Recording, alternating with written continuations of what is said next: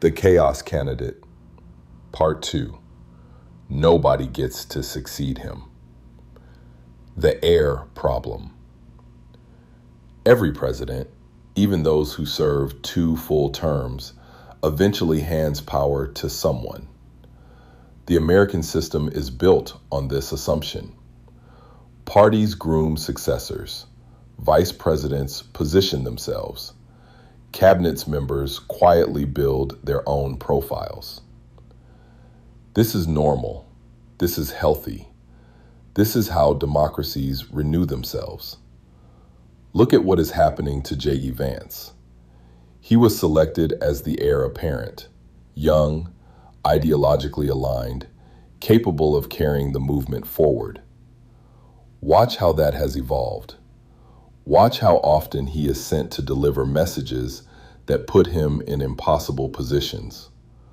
Watch how the credit for anything successful flows upward, while the exposure for anything uncomfortable flows toward him. This is not accidental staff management. This is deliberate political neutering. Marco Rubio came into this administration with more foreign policy credibility than almost anyone in the Republican Party. He is a serious man who knows the world. Watch what has happened to his role. Watch the negotiations he is sent to conduct with insufficient authority to deliver results. Watch the sidelines he increasingly occupies on decisions that should be his by portfolio.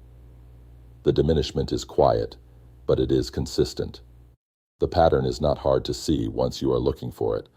Nobody around this president is allowed to accumulate enough independent political gravity to pose a succession question. Not because he is term limited out in 2028 and succession is therefore theoretical, because the movement itself cannot have a face other than his face. The chaos requires a singular author. Nobody around this president is allowed to accumulate enough independent political gravity to pose a succession question. The chaos requires a singular author. The trap voters built. Here is the part that requires the most intellectual honesty, because it does not flatter anyone, including people who consider themselves politically sophisticated. The trap was not set by Donald Trump. It was set by voters over many election cycles, as American political culture made a series of choices that seemed reasonable one at a time and catastrophic in aggregate. We chose entertainment over information, not all at once, gradually, across decades, as the media ecosystem fractured and attention became the currency that determined what survived. A political system fed by attention gradually selects for performers over governors. We chose emotion over policy. Again, not all at once. But somewhere along the way, the question voters asked shifted from, what will this person actually do, to, how does this person make me feel? Feeling is immediate. Policy is slow. In a media environment built for immediacy, feeling wins every time. We chose personality over institution. Parties became vehicles for individuals rather than individuals being accountable to parties. Checks and balances depend on people being more loyal to the institution than to the person, and that loyalty has been systematically eroded, on both sides, for 30 years. The result is a political environment where chaos is not just tolerated, but rewarded, where accountability mechanisms, elections, oversight, the press, the courts, have all been either captured, discredited, or simply overwhelmed by the volume of events requiring response. You cannot hold anyone accountable for yesterday's crisis when today's crisis has already replaced it in the news cycle. The exit is slow. I want to be honest about what I am not saying. I am not saying this is hopeless. I am not saying the system is broken beyond repair. I have lived through enough political cycles in California, in Oregon, across 50 years of paying close attention, to know that pendulums move. They move slowly. They move unevenly. But they move.